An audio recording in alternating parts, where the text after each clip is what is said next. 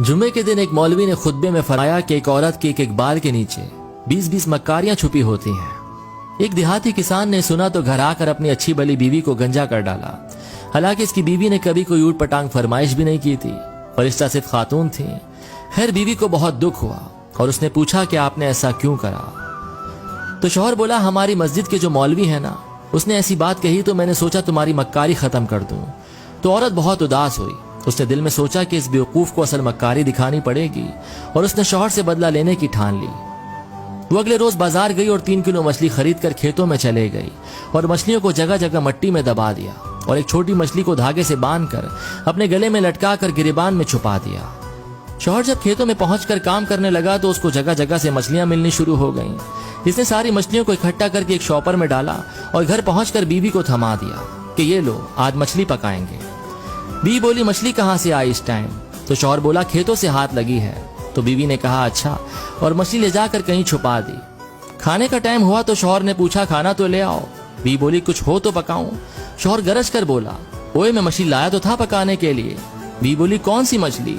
शौहर बोला, वही जो मैंने खेतों से पकड़ी थी। बीवी ने अपने भाइयों को मैसेज करा कि जल्दी से आओ, ये पागल हो गए हैं। भाइयों ने आकर बहन से पूछा कि क्या हुआ है। तो बोली, कल से अजीब हरकतें कर रहे हैं, मुझे गंजा भी कर डाला। खैर ये बात तो मैं सह लूंगी, लेकिन अब मुझे कह रहे हैं कि मछली पकाओ। अब मछली हो तो पकाऊं ना। ये सुनकर शौहर बीवी को मारने के लिए उसकी तरफ लपका, लेकिन बीवी के भाइयों ने पकड़ लिया। तो शौहर बोला, झूठ ना बोलो, मैंने मछली खुद तुम्हें लाकर दी थी।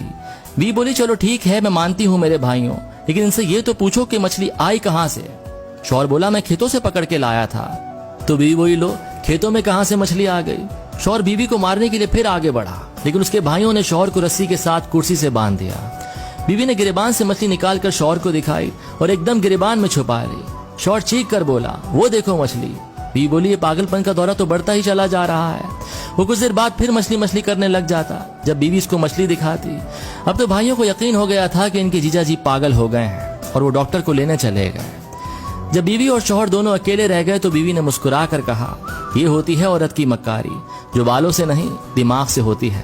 अब पागल खाने जाना है या माफी मांगोगे?